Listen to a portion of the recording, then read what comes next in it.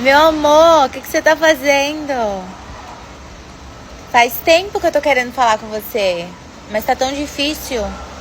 Eu acho que você tá trabalhando muito. Mas tudo bem. É trabalho, né? A gente entende. Queria saber como é que você tá.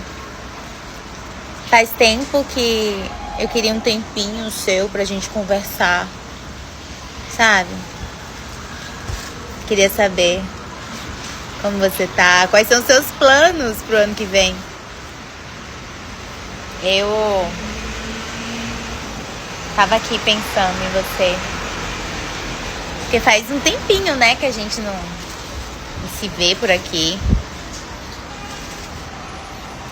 O que foi? O que foi? O que foi que você tá me olhando assim? Fico com vergonha, uai.